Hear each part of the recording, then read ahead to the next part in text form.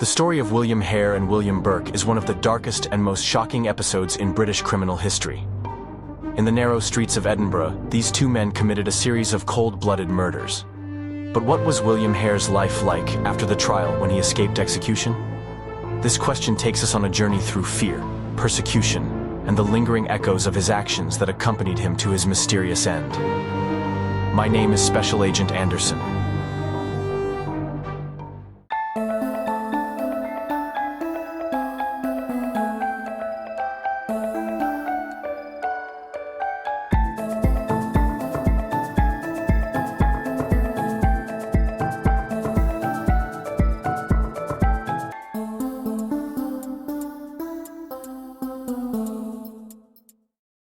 William Hare was probably born between 1792 and 1804 in the region of Northern Ireland, possibly in Newry or Derry.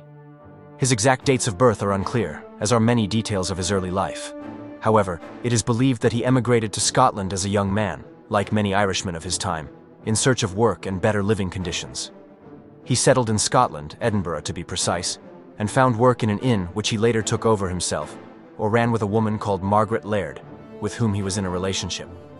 This hostel became the central location where Hare formed a bond with William Burke, another Irish immigrant living in Edinburgh with his partner Helen McDougal.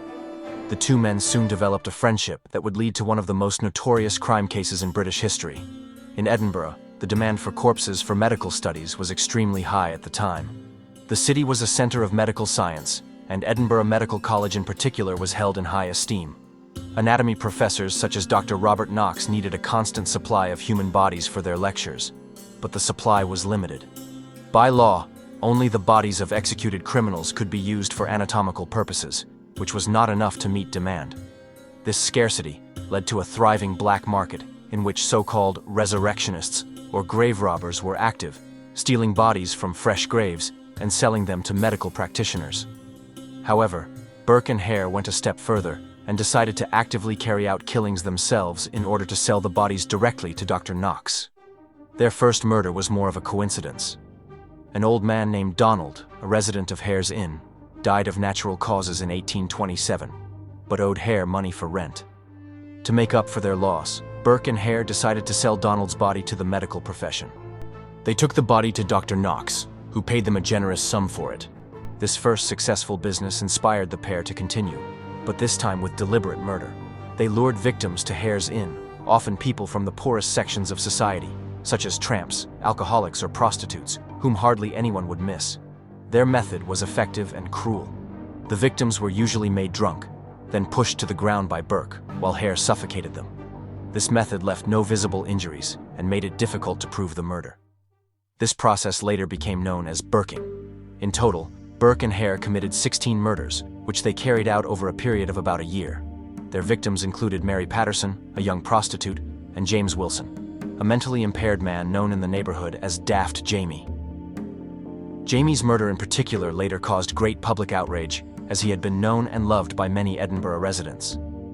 Despite the growing suspicions in the neighborhood, Burke and Hare were able to operate undisturbed for a long time, until their last victim, Margaret Docherty, brought them down. After murdering Docherty, they attempted to sell her body as usual, but other residents of the hostel noticed the crime and informed the police. During the search, officers found Docherty's body, which was still warm, indicating a fresh murder. The arrest of Burke and Hare caused an enormous stir, and the subsequent court case became one of the most famous of its time. Lacking direct evidence, the prosecution offered Hare immunity from prosecution if he was willing to testify against Burke. Hare accepted the offer and made a full confession in which he described the details of their crimes. Based on his testimony, Burke was found guilty of murder and hanged in Edinburgh on January 28, 1829.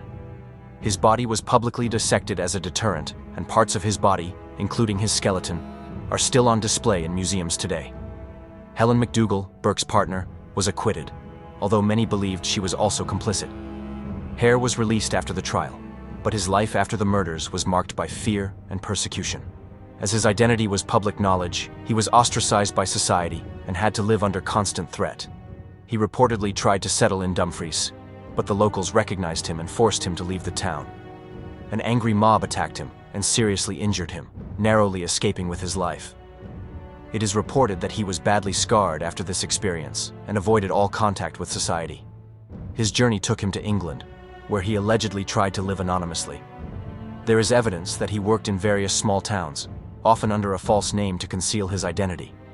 Some sources claim that he worked in a factory or eked out an existence as a day laborer. One of the most famous legends about Hare's later life says that he ended up in London and went blind there. He supposedly became a beggar, living on Oxford Street and receiving meager alms from passers-by.